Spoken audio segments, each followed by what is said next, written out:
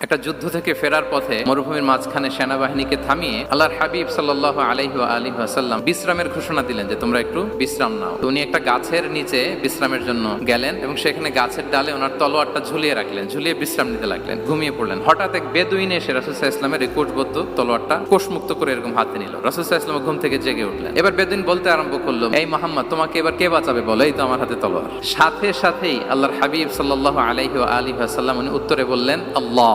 কোনো চিন্তা ভাবনা নাই যে ওরে আঘাত করা যায় কিনা পাল্টা, বা কোনোভাবে ওর কনফিডেন্স ডাউন করা যায় কিনা, কোনো দিকে না তাকিয়ে কি বললেন? আল্লাহ।